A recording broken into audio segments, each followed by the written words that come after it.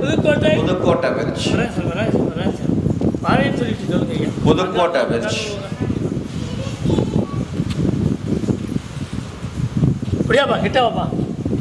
மகனுக்காக கேட்க வந்தா கொஞ்ச நேரம் உட்கார வெளியில கூப்பிடுறேன்.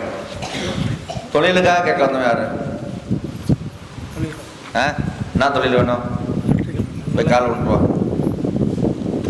இந்த இடத்துக்கு வரும்பொழுது வெறுங்கையை வீசி முளம் பார்த்துட்டு வந்தோம். என்னப்பா 2 ஆண்டுக்கு முன்ன வெறுங்கையை வீசி முளம் போட்டு வரும்போது புதுக்கோட்டையிலேயே நிறைய பேர் சாமி பார்க்குறாங்களே, நாம் போய் இடம் விட்டு இடம் திருச்சி தாண்டி ஒரு இடத்துக்கு போய் பார்க்கலாமா? அதுவும் நாகைநல்லூரில் 18ஆம் படி கருப்பசாமின்னு ஒன்று இருக்காமா, போய் பார்த்தோம்னா சொன்னது நடந்துருமா அப்படின்னு வரும்பொழுது கருப்பசாமி உனக்கு கூப்பிட்டேன், உனக்கு குடும்பத்தை சரி பண்ணி ஒரு வீடு ஒன்று அமைச்சு தரண்டான்னு சொல்லிவிட்டேன். நான் சொல்லிவிட்டேன், குடும்பத்தை சரி பண்ணி ஒரு வீடு ஒன்று கட்டுவடா. ஏன் சாமி காசு இல்லை? யார் கேட்டா? காசு பணம் இல்லை, எப்படி கட்ட முடியும்னு கேட்ட. நான் விளக்கம் சொல்கிறேன், உனக்கு நான் சொன்னால் நடக்கும், போ வீடு கட்ட விடான்னு சொல்லிவிட்டேன். கட்டிட்டியா? கட்டியாச்சு. போய் காலை வந்துட்டுடியா? வீட்டை அமைச்சாச்சு.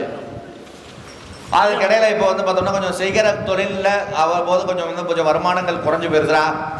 அதனால நமக்கு கொஞ்சம் வருமானத்தை அதிகப்படுத்தி கொடுத்து நிம்மதி பண்ணி கொடுத்தா போதும்னு கேட்க வந்திருக்கிற. என்ன வேணும்? கடை கொஞ்சம் நம்மகிட்ட இருக்கு. ஒரு 13 லட்ச ரூபா கருப்பசாமி வழிவகுத்து கொடுத்துறேன். என்னப்பா இந்த சித்திரை 1க்கு எனக்கு உன் கையால் ஒரு 10 பேத்துக்கு சாப்பாடு போட்டு. என்னடா ஒரு 10 பேத்துக்கு சாப்பாடு அள்ளி போடு. கருப்பசாமி ஒரு 13 லட்ச ரூபாயை 60 ரூபா குறைச்சி கொடுத்துறேன். இப்போ காசு பண்ண வரும்.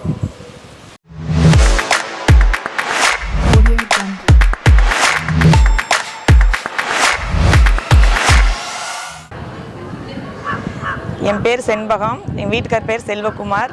நாங்கள் தாராபுரத்துலேருந்து வர்றோம். கருப்பசாமி கோயிலுக்கு 2 வருஷமாக வந்துட்டுருக்குறோம். எனக்கு முதல்ல ஒரு பெண் குழந்தை இருக்குது, 2வது எனக்கு ஆண் குழந்தை வேணும்னு கருப்பசாமி கிட்ட நான் கேட்டிருந்தேன். கருப்பசாமி ஆண் குழந்தை தரேன்னு சொன்னார். இப்போ எனக்கு 7 மாதம். வளகாப்பு கருப்பசாமி கோயிலில் போடணும்னு ஆசைப்பட்டேன். அதே மாதிரி இன்றைக்கி வளகாப்பு கருப்பசாமி கோயிலில் லட்சுமணகுமார் ஐயா முன்னிலையில் நான் நல்லபடியாக நடத்தி வச்சார். கருப்பசாமிக்கு நன்றி. அவன் காவல் தெய்வம், காக்கும் தெய்வம். அவனை நம்பி சரணடைஞ்சவங்களை அவன் காப்பாத்தாம விட்டதா சரித்திரமே கிடையாது. நீ அங்க போய் முறையிடுதாயி. இந்த கருப்பசாமி வாக்கு கொடுத்ததுதான் இது சத்தியம்.